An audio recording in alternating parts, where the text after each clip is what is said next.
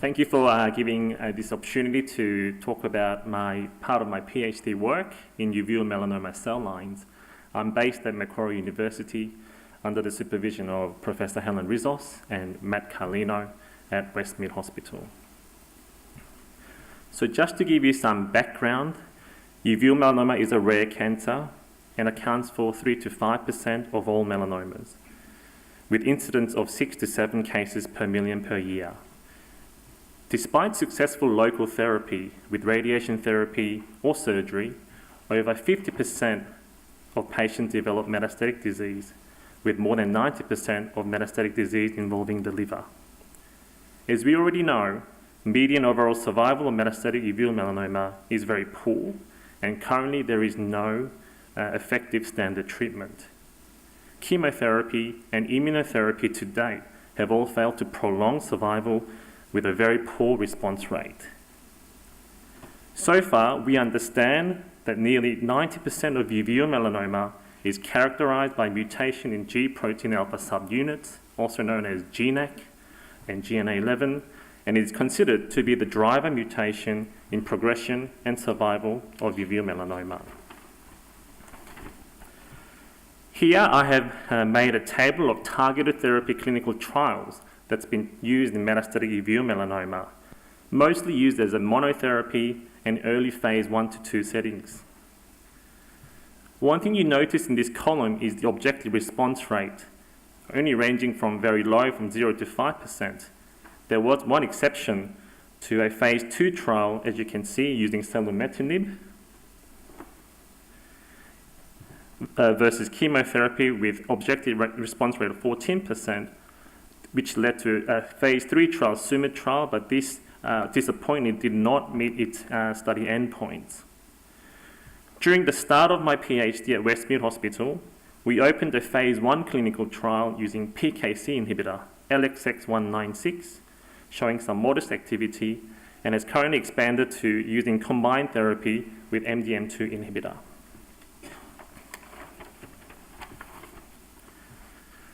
When we look at the pathways involved in uveal melanoma progression and survival, there's been a multitude of signaling cascades downstream of G protein activation. We know there's been PKC inhibition, PKC pathway leading to MAP kinase pathway. We also have PI3K with mTOR pathway, as well as the trio RAC1 and ROA leading to YAP and JUNC pathway, as well as the beta-catenin pathway. And most of these pathways' activity are targetable. One thing we are uncertain is, though, the precise contribution of these downstream signaling pathways in uveal melanoma initiation and progression. So we have chosen 6 inhibitors to target these signaling pathways. First, the PKC inhibitors, AEB071, also known as sortrastoran, the LXX196, which is currently used in Westmead Hospital, the MEK inhibitor trametinib, which blocks the MAP kinase pathway, followed by the PI3K/mTOR inhibitor BEARS235, and more of the novel blockades such as the YAP inhibitor using verteporfin and ARF6 inhibitor NAV2729. So this led to our aims of the project. 1, to understand the relative contributions of oncogenic signaling pathways in the proliferation and survival of uveal melanoma, and 2, to define the critical actionable nodes in uveal melanoma. The 6 inhibitors are summarized here and was tested against 11 uveal melanoma cell lines, of which the top 2, the MEL285 and MEL290, were considered as wild type, and the 9 cell lines below had either GNAQ or GNA11 mutations. For the method section, we had 3 different experiments planned. First, the cell viability assay. Cells were placed into 96 well plates, drugs were added at 24 hours, and 72 hours later was assessed for IC50 value, which is defined as half maximal inhibitory concentration.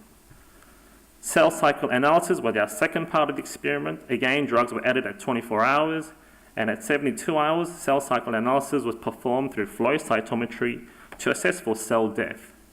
And lastly, cells were harvested for Western blot analysis to assess protein expression in the signaling pathways associated with uveal melanoma. When we come to the first set of results with cell viability assays, the summary is uveal melanoma cell lines showed variable responses to the 6 inhibitors we tested. This is a heat map of the cell viability assay showing IC50 value. The blue indicates relatively low IC50 value, and red indicates the high IC50 value. In the diagram here, you can see the 2 wild types with color of light green, followed by the GNAC mutation cell lines in the dark blue, and the 2 cell lines in GNA11 mutation. And on the y-axis on the right, we have the 6 drug, trametinib, BES235, NEV2729, AB071, verteporfin, and LXX196. What you notice here is, for example, a cell line 92.1 showing relatively low IC50 values to all 6 inhibitors we tested. However, on the other side, we have MP38, which is also a GNAC mutant melanoma cell line, uveal melanoma cell line, showing relatively high IC50 values to all 6 inhibitors. So there was no distinct pattern in GNAQ or GNA11 mutant or wild-type uveal melanoma cell lines with regards to drug sensitivity. From the cell cycle analysis, which was the second part of our experiment, we found uveal melanoma cell lines are frequently resistant to cell death. On the left, we have examples of 2 cell lines tested, MEL270 and AOMA 1.5, which were the GNAC mutant melanoma cell lines. These were tested against trametinib, a MEK inhibitor, at 2 different doses. In the control, you see the peak of G1 phase, which represents cell growth, followed by the S phase, which represents DNA synthesis, followed by G2M phase for mitotic phase. As you can see in MEL270 cell line, when we added the 5 nanomoles and 10 nanomoles of trametinib, we see the sub-G1 changes at these 2 sites, indicating there is cell death when the drug was tested with trametinib. On the contrary, OM 1.5 showed no evidence of cell death. On the right side is an example of cell viability assays to indicate the difference of low IC50 value versus high IC50 value with plateauing of the graph. So from summary of cell cycle analysis, we noted 3 distinct response patterns. 1, which showed cell death and potent S-phase inhibition. 2nd, no cell death but S-phase inhibition. And 3, no cell death and poor S-phase inhibition. S-phase inhibition we classified as having greater than 60% of reduction to be significant. So when we combined the cell viability assay and cell cycle analysis, we found 3 distinct groups. The sensitive, which was considered as having cell death of more than 20% from cell cycle analysis with low IC50 value. The intermediate sensitivity showing significant S-phase inhibition and low IC50 value, and resistant, which showed no cell death and minimal S-phase inhibition and high IC50 value. As you can see in this table, on the left we have the cell line details followed by the mutation status. And on the x-axis on the top, we have the 6 drug inhibitors. From the cell line perspective, we found that MEL270 was sensitive to all the drugs we tested, consistent with the literature we've been seeing. And this was followed by OMM1, 92.1, and MEL202, which are very common cell lines that's been researched in the literature. From the inhibitors perspective, we found that the PKC inhibitors not only showed similar outcomes, but was most effective in experiments we conducted. The MEK inhibitor trametinib was the least effective inhibitor from the drugs we tested so far. The third part of the experiment was based on Western blot analysis. This is one example of using LXX196, a PKC inhibitor, used against the 11 uveal melanoma cell lines. The minus sign indicates control, and plus sign indicates the one that's been treated with LXX196. On the y-axis on the right, you can see our chosen markers of the protein with marks representing PKC inhibition, ERG for MAP kinase pathway, AKT for PI3K/mTOR inhibitor, YEP for verteporfin, and DUSP6 and S6, which are further downstream of MAP kinase pathway.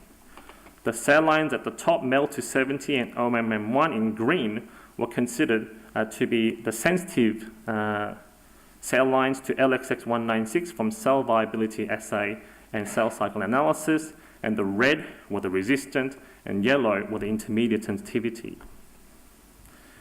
As expected, when we used LXX196, we saw the downregulation of phosphorylated P marks across all 11 cell lines. And when this was quantified, as you can see the scatter plot on the right-hand side, you can see the total reduction in marks from the untreated with the treated, which was significant. When we analysed all other Western blot analyses, we noticed the inhibitor we tested did downregulate the specific protein in signaling pathway. For example, MAP kinase, MEK inhibitor trametinib downregulated ERK expression. The PI3K inhibitor BES235 downregulated AKT expression. But when Western blot analysis was correlated to data from cell viability assay and cell cycle analysis, it did not necessarily show cell death. So to put all this together, what does this all mean? I think despite the drug downregulating its pathway, it was not necessarily related to causing cell death, meaning uveal melanoma cell lines relying on multiple signaling pathways for their proliferation and survival. So in conclusion, sensitivity of GNAC and GNA11 mutant uveal melanoma cell lines to 6 selective inhibitors are heterogeneous, with no single drug showing effectiveness in all GNAC or 11 mutation uveal melanoma cell lines. This suggests that there is no single dominant oncogenic signaling pathway, and multiple independent signal pathways contribute to survival and proliferation of uveal melanoma, and thus inhibition of any single pathway is unlikely to be effective in the treatment of metastatic uveal melanoma. So what we're going to next is likely to combine treatment with PKC, which was most effective drug, as a backbone. So thank you for this, and this is our group led by Professor Helen Rizos. Thank you. Nice talk and great work. Do you have any data regarding molecular profiling of those cell lines that might indicate biomarkers or molecular features that predict response? The cell lines, there are some details from the literature showing some additional work in terms of having additional mutation profiles, but there hasn't been any specific biomarkers from each cell line to suggest what may be better or not.